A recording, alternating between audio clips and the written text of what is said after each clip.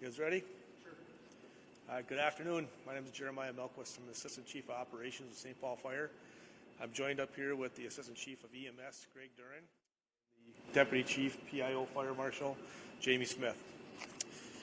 On December 18th at 0:44 hours in the morning, St. Paul Fire crews were dispatched to a report of a single-family dwelling fire on the 400 block of Cook Avenue East. Fire crews arrived to find heavy fire conditions on the front porch and the first floor interior. Crews quickly extinguished the fire on the porch and made entry, finding fire conditions on the first and second floors. The fire was quickly brought under control. During a search of the structure, firefighters located and removed a victim from the second floor bathroom. An unconscious adult male victim was transported to a local hospital by St. Paul Fire EMS. Resuscitation efforts were provided en route. The victim was pronounced deceased at the hospital shortly after arrival. St. Paul Fire investigators are working to determine the cause of the fire. However, a preliminary investigation found a space heater near the area of origin. The Ramsey County Medical Examiner's Office will determine the official cause of the death and identify the victim. The Red Cross is providing resources for the 3 adult males and 1 adult female that have been displaced. Officially, this cannot be ruled a fire fatality until all investigations are complete. There have been 5 fire fatalities this year. The city averages less than 3 fire fatalities annually.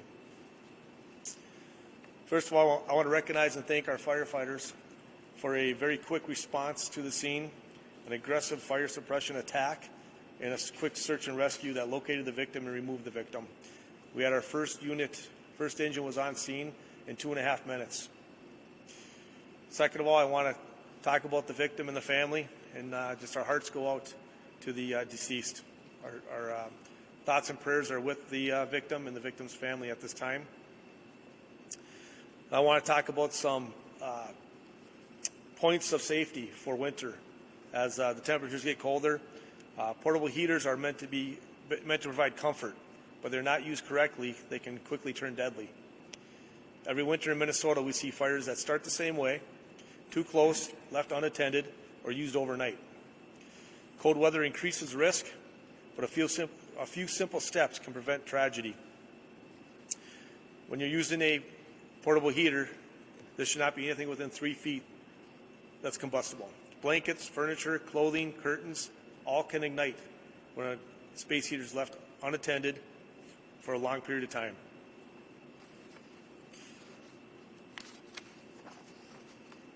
If your home feels cold, it's safer to adjust the main heating system than rely on a portable heater. As I said, when temperatures drop, people try to supplement that heat, and that's when the fire risk goes up, as we saw last night.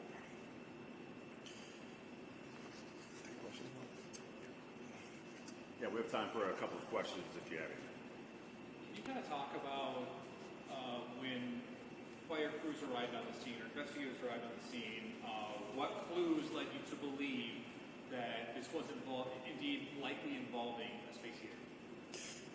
Yeah, so after the fire suppression, the investigator got a chance to interview occupants of the home, and it does sound like a space heater was used and was found on the first floor. It was a living room area where one of the male occupants, was sleeping, had a bed set up, and he woke up to a pillow that was on fire near the space heater. The occupant tried to douse the pillow with water unsuccessfully, and the fire spread rapidly. Bottom line, space heaters really are pretty dangerous if you're trying to do ancillary heating. Can you maybe address that maybe a little bit more? Yep, correct.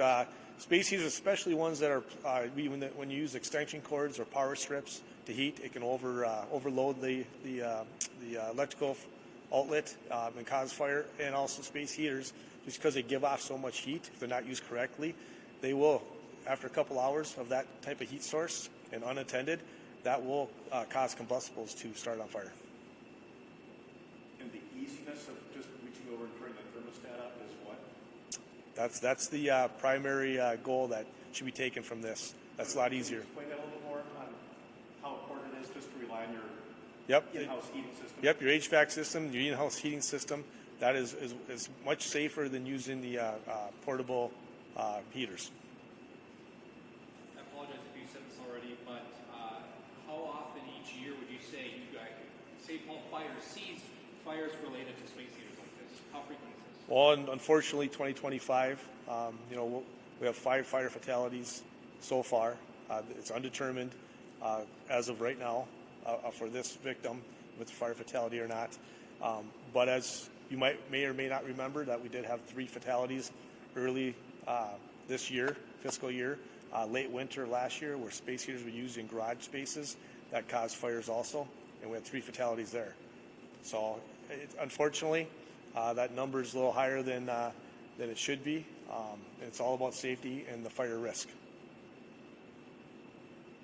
kind of sounds almost preventable. If it, Just one thing I will say, in the last couple of years, we've had a double-digit number of fatalities the last 2-3 years. The one thing that's common with all those fires is that they're accidental. So if it's an accidental fire, that tells me that it's preventable.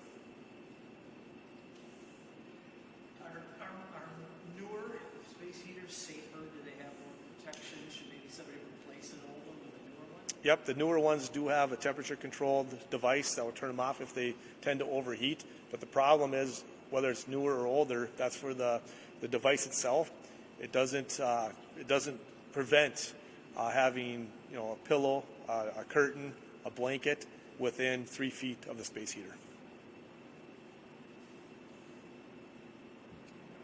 Good time, probably one more question if you have it. Oh, just as far as the investigation goes, how soon, typically, maybe hard to say, would we have kind of a definitive answer on the cause here? On the cause of fire, we should know within 48 to 72 hours, definitively. Anything else? Thank you for your time. Yep.